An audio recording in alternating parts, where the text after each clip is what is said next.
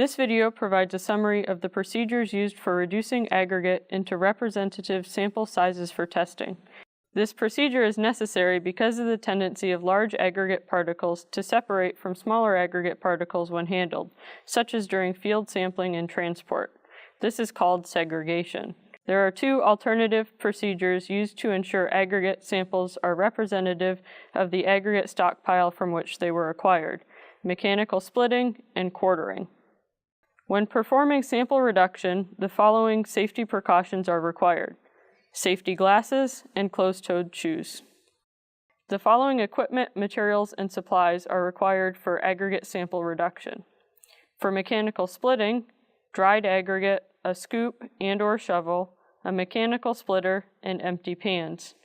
For quartering, dried aggregate, a flat clean surface, a scoop and/or shovel, and empty pans. Both methods will be demonstrated in the lab. In the laboratory, the use of a mechanical splitter is preferable since it will produce 2 equal pans of aggregate with little effort. To perform mechanical splitting, first ensure the separator openings are adjusted to the proper size.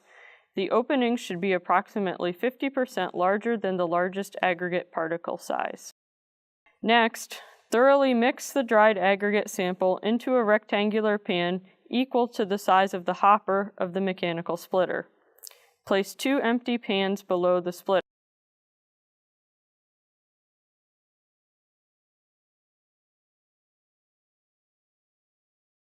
Then, place the aggregate sample into the hopper.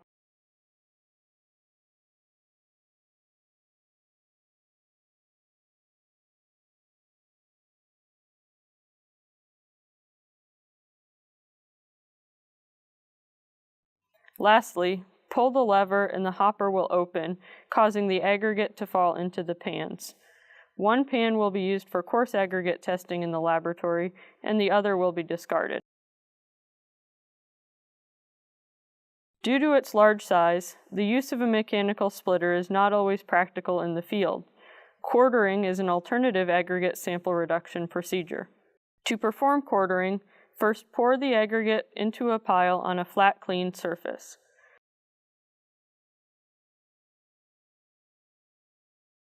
Then, thoroughly mix the pile and form it into a cone.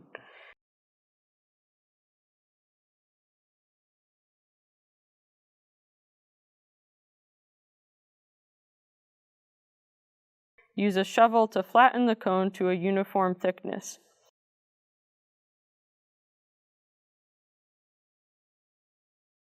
Divide the aggregate into 4 equal quarters by striking 2 intersecting lines through the aggregate.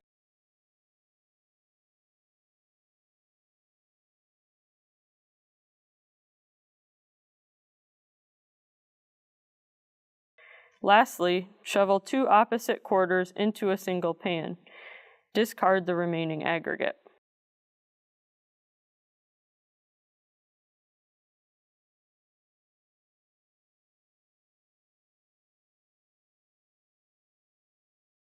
The student should remember that regardless of the method used, the goal is the same: to reduce the amount of aggregate from the quantity obtained from the field, typically a bucketful, to the required quantity for testing in a consistent manner that minimizes the chance of segregation. This helps ensure the aggregate tested in the lab is a representative sample of the aggregate that is used in actual field construction applications.